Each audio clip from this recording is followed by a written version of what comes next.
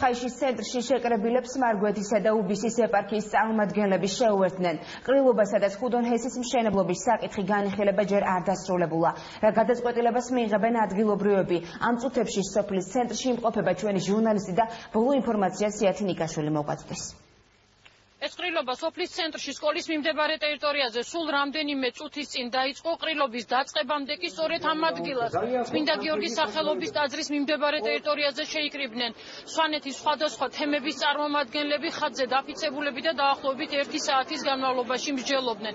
მედიისთვის ეს შეხვედრა დახურული იყო, თუმცა რამდენიმე წუთის წინ დასრულდა ეს შეხვედრა. ჩემთან ერთად იმყოფება შეხვედრის ერთ-ერთი მონაწილე, ხაიშის მკვიდრი ბადრი გელოვანი და მე შევეცდები ბოლო ინფორმაცია სწორედ მისგან მივიღო ამ შეხვედრასთან დაკავშირებით.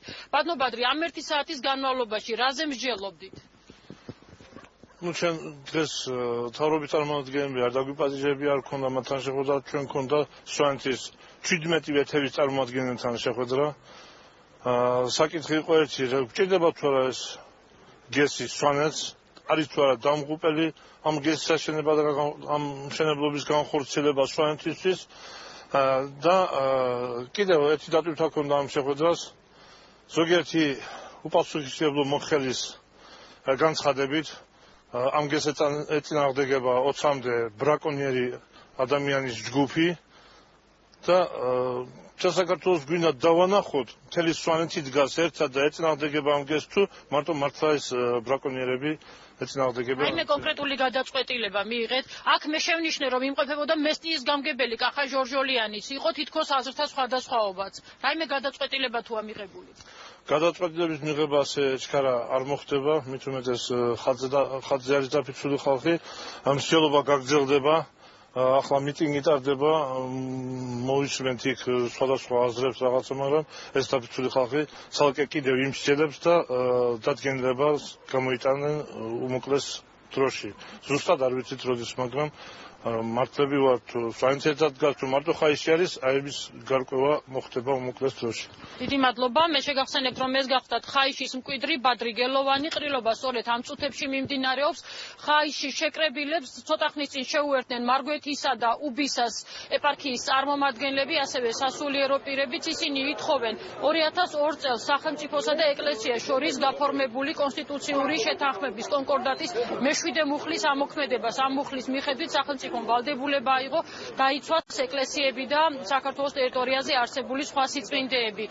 ჩვენ შეგვიძლია მარგვეთისა და უბისას ეპარქიის წარმომადგენლების კომენტარები პირდაპირ ეთერში მოვისმინოთ. ჩვენ ვიზიარებთ სვანეთის გულისკევილს და მოვითხოვთ, რომ ერჯელ და სამუდამოდ უნდა იყოს თავიდან ამოგდებული ეს ფაქტობრივად ღვთისმგმობელი საქციელი და არა დროებით აზომვითი სამუშაოები დროებით კი უნდა შეჭერდეს. საერთოდ უნდა იყოს გაჩერებული. ამოსავალი ამ გამოვალი სიტუაციიდან არის კონკრეტატის მე-7 მუხლი, რომელიც სახელმწიფოს ავალდებულებს ქვეყნის ტერიტორიაზე არსებული უმდიდრესი მემკვიდრეობის მოვლა პატრონობას. ეს არის ერთადერთი წერტილი, საიდანაც უნდა დაიზრას ეს საქმე. ამიტომ მოუწოდებთ და ვთხოვთ ჩვენ სულიერ წყემსთავარს, უწმიდესსა და უნეტარეს ილია მეორეს და ჩვენ წმინდა სინოდს გაგვიწიოს შუამავლობა მრევლის სასარგებლოდ, რათა ეს საკითხი იქნას ობიექტურად და ღვთისმსათნოდ გადაწყვეტილი. ხუდონჰესის ჰიდროელექტროსადგურის მშენებლობასთან დაკავშირებით ხელისუფლებიდან კიდევ ერთი კომენტარი გაკეთდა.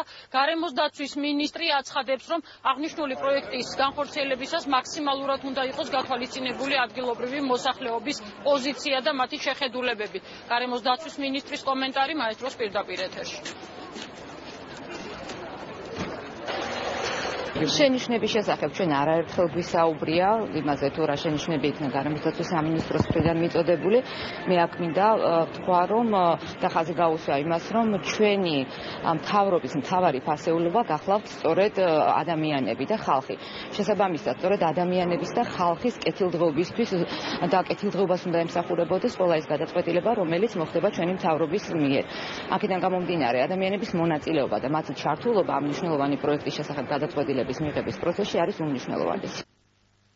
ხაიშელები აცხადებენ, რომ დღევანდელ ყრილობაზე ხელისუფლების წარმომადგენლები არ მოუწევია, თუმცა სულ რამდენიმე წუთის წინ ჩემთვის ცნობილი გახდა, რომ ცოტა ხანში ხაიში იქნებიან საჯელახსრულებისა და პრობაციის მინისტრი სოზარ სუბარი და ასევე მესტიის მაჟორიტარი დეპუტატი ვიქტორ ჯაფარიძე და ამ ყრილობის მონაწილეებს შეხვდებიან. ხაიშიდან ბოლო ინფორმაცია ეთნიკაშულმა მოგვაწოდა.